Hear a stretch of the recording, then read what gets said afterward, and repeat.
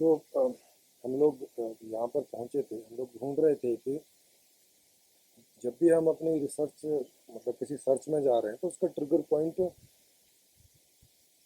ज़्यादातर तो कोई दुख हमें हो रहा है उस वजह से हम ट्रिगर कर रहे हैं। और उसके अलावा मैं वो अपनी तरफ से कह रहा हूँ कि बातों में तो अभी नहीं आया, क्योंकि कोई चीज़ पर फोकस बात होती है तो वही चीज़ें ज़्यादा आती हैं। अगर हम थोड़ा ज़्यादा देखेंगे तो हमें कुछ सुविधाएं चाहिए होती हैं, उसकी वजह से भी आदमी रिसर्च में जाता है, खोज में जाता है। तो या तो सुविधाओं को पाने के लिए और या समस्याओं को दूर करने के लिए, ये दो ट्रिगर पॉइंट हमारे बनते हैं कि कोई भी हमारे फंक्शन के लिए, कोई भी हमारी मूवमेंट के लिए, हमारी कोई भी गति के लिए।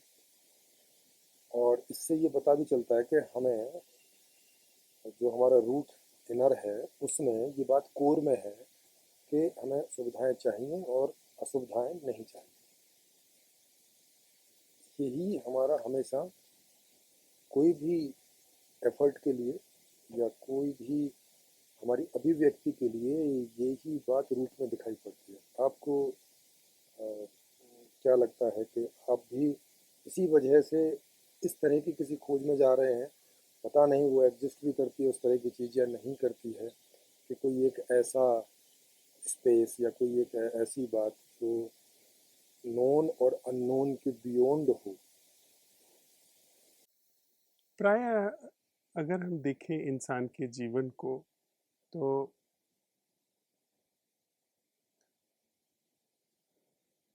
एक गति है जीवन के नाम पे जो वह जानता है, जो कि सुविधाओं में गति है। और ऐसा दिखाई पड़ता है अगर कोई इसमें जांच पड़ताल करे कि सुविधाओं में होने वाली गति को जीवन की गति समझ लिया गया है। मैं जितना ज़्यादा अपने पास सुविधाएं जुटाने में सक्षम होता चला जाता हूँ, उतना ज़्यादा मुझे यह एहसास होने लगता है कि मैं जीवित हूँ, मेरे जीवन में गति है। जिस तरीके से हमें ढाला गया है, संस्कारित किया गया है, उसमें जिसके पास कम पैसा है वो मुरझाया सा है, पर जिसके पास ज़्यादा पैसा है वो ज़्यादा प्रफुल्लित चांद पड़ता है। जिसके पास ऊंचा पद है उसका उसकी चाल देखते ही बनती है। जो एकदम छोटे पद पर है या पदहीन है, उसके पास तो कुछ भी अकड़ का कोई कारण नहीं है। तो चाहे धन हो, चाहे पद हो, ये हमारी बनावटी संरचना है। और इस बनावटी संरचना के माध्यम से हमने सुविधाएं जुटाई हैं। बनावटी संरचना जैसे कि जमीन खूब लंबी चौड़ी है, पर सुविधा के लिए हमने कार दौड़ाने के लिए सड़क बना ली है। पर जमीन सड़क नहीं हो गई है, उस पर बस एक सुविधा की लकीर खींची गई है। जहाँ कोई फैक्ट्री है, वहाँ पे सुविधा के लिए एक मैनेजमेंट है जो काम करता है, ऊपर से नीचे तक चीज़ें देखता है। वो चीज़ें सुविधा के लिए है। लेकिन क्या यह एक गलत मोड़ नहीं है जबकि सुविधाओं की गति को जीवन की गति समझ लिया जाता है? आप क्या कहना चाहेंगे? थोड़ा सा आप एक्सप्लेन करें कि आपको इसमें क्यों डाउट पैदा हुआ कि ये हमने मतलब गलत समझ लिया है कि जो सुविधा है वो ज़िंदगी नहीं है। ये आप इसको कैसे करके समझाइए, आप बताएं, क्योंकि मेरी तरफ से तो यही है कि सुविधा ही जीवन है और असुविधा जीवन नहीं है, इसीलिए उसको हम दूर भगाते हैं, और सुविधा जीवन है इसीलिए उसको नजदीक लाते हैं। इसी में पूरा जीवन बीत जी, जाता है मनुष्य का, सुबह से पहली शाम तक। तो बात, सुविधा नैसर्गिक नहीं है। कोई भी हो, नैसर्गिक हो, हमारे द्वारा बनाई गई हो, जैसी भी हो, सुविधा माने जो हमें अच्छी लगती है, अनुकूल है। सुविधा से मतलब सीधा सा है कि जैसे मुझे बैंगन खाने में अच्छा लगता है, तो जब मुझे जितना बैंगन चाहिए जब चाहिए तब मुझे मिल जाए। जिसको आलू खाने में अच्छा लगता है उसे आलू मिल जाए। तो इस तरह से जो चीज़ हमें अच्छी नहीं लगती वो हमें नहीं मिले, अगर ज़बरदस्ती कहीं खानी पड़े या कोई ज़बरदस्ती खिलाए उसे, या हमें जो हमें चाहिए वो अवेलेबल नहीं है और भूख इधर लगी है और हमने अस्वादिष्ट भोजन कोई खा लिया, वो एक मजबूरी की बात है। वैसी मजबूरी हम नहीं चाहते जीवन में, तो वो कभी रिपीट हो। इसी के लिए सारे अरेंजमेंट, सारी व्यवस्थाएं, सारा आर्टिफिशियल, सारी बनावट जो मनुष्य के द्वारा होती है, वो सब इसी हेतु होती है, हो रही है और सदियों से दिख रही है कि हो रही है। सर, सुविधा जो कि बनावटी चीज़ है, यदि वह जीवन है तो उसे हम मुझे संभालने के लिए हर क्षण चिंता करनी होगी। अगर व्यवस्था नहीं है हमारे पास तो हाँ, हमें चिंता करनी है। सही बात हमें चिंता करनी होगी, उसके खोने का हमेे भय होगा है। और जब खो जाएगा वो तो दुःख होगा। यह सारी चीज़ें अनैसर्गिक जीवन जो है, उसमें शामिल है। अगर हमने सुविधा को जीवन समझ लिया, एक बात। दूसरी बात, सुविधा का जो जीवन है, यदि हमने सुविधा को ही जीवन समझ लिया है, तो ये तो सारी चीज़ें सुविधा के साथ आनुषंगिक अंग के आनुषंगिक रूप से आएंगी, जिसमें भय है, चिंता है, दुःख है। ये ज़रूरी नहीं है कि आएगी, क्योंकि हर एक सुविधा के साथ नहीं आती, ऐसा कोई नियम नहीं। जैसे जैसे मान लिया आपको आलू अच्छा लगता है, आप आलू ले आए खरीद के, ला के खा लिया, इसके साथ कोई ऐसा भय नहीं आ रहा है कि मेरे पेट में से कोई आलू निकाल के ले जाएगा या ऐसा कुछ हो जाएगा। इस तरह की बहुत सारी सुविधाएं हैं जिनके खोने का भय नहीं होता, क्योंकि उसकी व्यवस्था हमने सामूहिक रूप से कर ली है, वो खोती नहीं और खोएंगी नहीं। इस प्रकार की व्यवस्था हो चुकी है। जिसमें नहीं हो चुकी है, जिन जिन भी चीज़ों में, वहाँ हमें पर्सनल एफर्ट करने पड़ रहे हैं और उनके खोने का भय रहता है, क्योंकि वो कोई भी दूसरा चुरा के ले जा सकता है, क्योंकि दूसरे को प्राप्त नहीं, केवल मुझे प्राप्त है या मेरे जैसे कुछ लोगों को प्राप्त है। तो उन्हें ये भय स्वाभाविक है, क्योंकि 90% लोग भी उसी इच्छा से गतिमान हैं और उन्हें लग रहा है कि इन 10% लोगों के पास है तो चोरी करने वहीं आएंगे, जहाँ नहीं है वहाँ तो जाएंगे नहीं। तो वहाँ भय पैदा होता है। लेकिन कोई ऐसी चीज़ है जो मैक्सिमम सब लोगों के पास अवेलेबल है, उसके न खोने का भय रहता है, उसे ना आदमी ज़रूरत से ज़्यादा इकट्ठा करने के चक्कर में लगता है, जब चाहिए तब ले लेता है, नहीं चाहिए तो पड़ी रहती है। इस प्रकार की दोनों तरह की चीज़ें हमारे जीवन में हैं। तो ऐसा कोई सार्वभौमिक नियम नहीं है इस बात के पीछे कि सुविधा के साथ में कोई भय आएगा ही।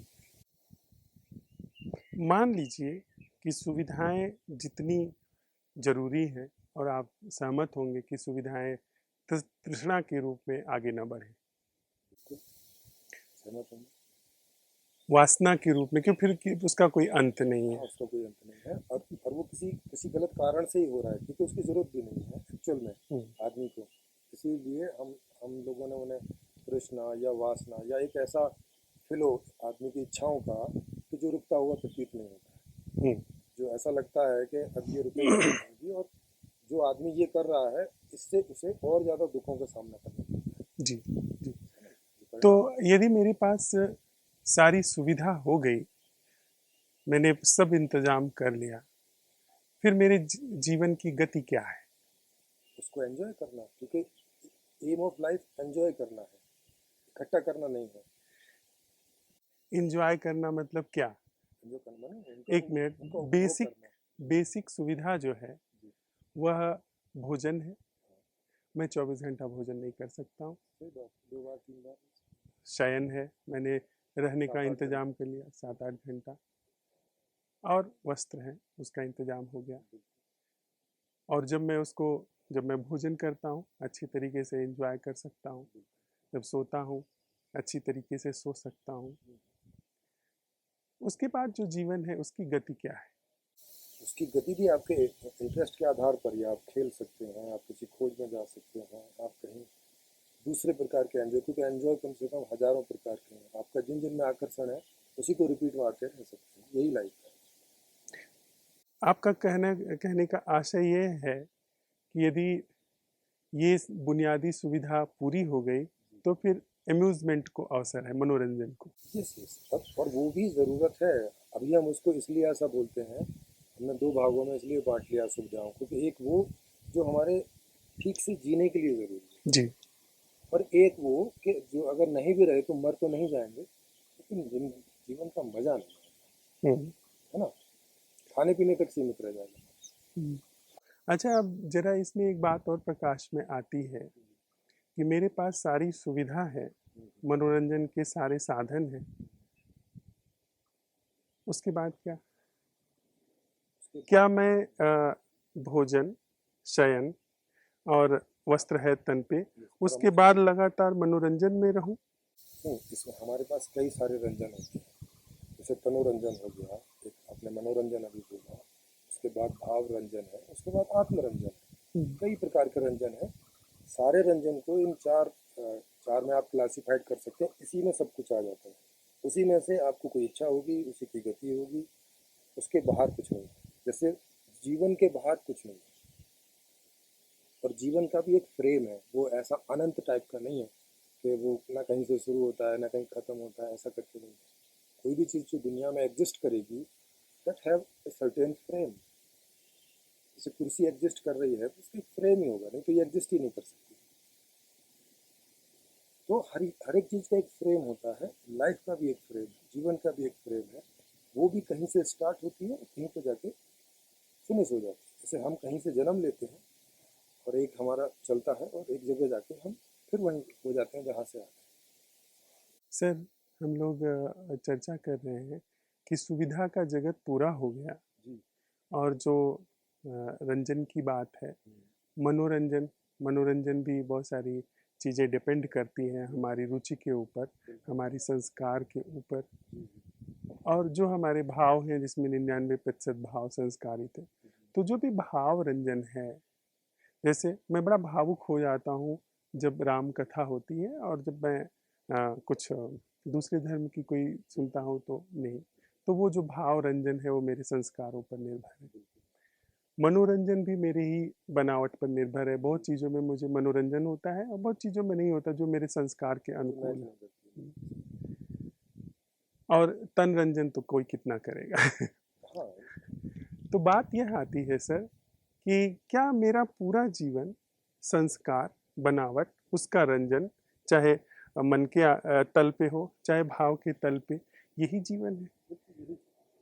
मुझे संदेह है सर इस बात हाँ, तो पर। वो आप अपने संदेह का कारण बताइए कि इसमें क्यों संदेह है? इसमें इसलिए संदेह है कि यह एक यांत्रिक और बनावटी आरोपित जीवन है। यह इंसान के जीवन का नैसर्गिक खिलना नहीं है। लेकिन हर चीज़ तो यंत्र में ही एग्जिस्ट करती है। क्यों? लाइफ ये सारा अस्तित्व जो है, सब बादल पहाड़ी सब यंत्र है? यंत्र है, बिल्कुल। नहीं, मैं आप कैसे, आप कैसे? जितनी चीज़ का हम अध्ययन कर पा रहे हैं, या आपने भी साइंस और वो सब चीज़ें पढ़ी होंगी सारी चीज़ें, जितनी भी चीज़ का हम अध्ययन कर पा रहे हैं वो एक यंत्र के हिसाब से काम करती है। कॉज एंड इफेक्ट हर एक चीज़ के पीछे है। बिना कॉज एंड इफेक्ट के क्या दुनिया आप में ये कुछ कहना नहीं एग्जिस्ट करता। क्या आप ये कहना चाह रहे हैं जी कि ये जो बादल है, अभी बारिश हुई है, जी। ये मन से बारिश हुई है, नहीं बुद्धि के तल पे बारिश हुई है? नहीं नहीं, मन और बुद्धि भी एक यंत्र है, ये भी एक यंत्र है। जैसे तन एक यंत्र है, मन एक यह यंत्र है। ये इस यंत्र का मतलब जो प्रोग्राम्ड है, हाँ, यंत्र का मतलब है जो जिसमें एक सिस्टम है। लिमिट है। Yes, everything has limitation.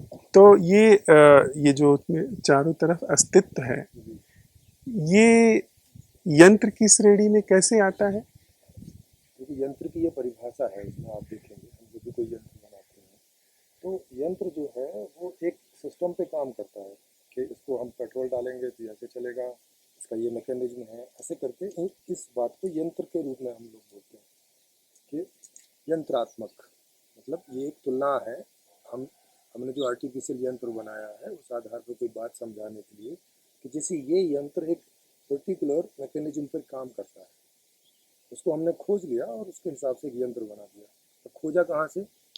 इसी यूनिवर्स में से खोजा है, नहीं, क्योंकि बुद्धि से। ये पूरी सृष्टि हम जहाँ भी देखें यंत्रवत ही चल रही है। सर, मुझे एक संस्मरण याद आता है एडिसन के संदर्भ में, जी जो कि पिछली सदी जो गई है, जी जी। उसके बहुत प्रख्यात वैज्ञानिक रहे। बिल्कुल। उन्होंने कई प्रदर्शनी लगी है जहाँ पर वो हैं, और वो जो प्रदर्शनी दिखा रहा है वो कहता है कि ये देखिए बल्ब है, ये है। उन्होंने ऐसी छोटी मोटी सैकड़ों चीज़ें बनाई, जी। और उसमें एडिसन भी खड़े हैं। वो हम्म, कहते हैं कि यह क्या है? हम्म, तो वो कहता है कि ये बल्ब है, ये ऐसे काम करता है, वैसे काम करता है। देखो वो मैं नहीं पूछ रहा हूँ यह क्या है, तो वो चिढ़ जाता है, कहता कहाँ से मूर्ख आदमी आ गया है जो ऐसी पागलों जैसी बातें करता है। बाद में जब उनकी पहचान उजागर होती है तो वो कहते हैं कि मुझे यह तो पता है कि यह कैसे काम करता है, पर यह क्या है मुझे नहीं पता। कोई भी व्यक्ति यह नहीं कह सकता यह क्या है। किस सेंस में ये स्टूडेंट का सेंस क्लियर जीवन नहीं के सेंस है। हम आप थोड़ी सूचना जानते हैं कि ये ऐसे काम करता है, उसका हम साधन के रूप में उपयोग कर सकते हैं, लेकिन यह जीवन क्या है, ये बादल क्या है जिन्हें बादल कहा जाता है, पहाड़ कहा जाता है, ये हरा वृक्ष क्या है, कोई नहीं बता क्या सकता। से मतलब आप इसकी स्ट्रक्चर पूछ रहे हैं ना, नहीं, इसकी क्या पूछ रहे हैं? जीवंतता, इसकी सजीवता। नहीं तो फिर जीवंतता का आप पहले उसको परिभाषित करिए, क्योंकि नहीं तो समझ ही नहीं आएगा कि आप एक्चुअल में पूछ क्या रहे हैं। जीवंतता से मेरा आशय है जो मनोनिर्मित नहीं है, हमारी बुद्धि के द्वारा निर्मित नहीं है। आपका आपका केवल ये अभिप्राय है कि जो मनोनिर्मित माने मानव के द्वारा निर्मित नहीं है जी, वो जीवन है। वो जीवन का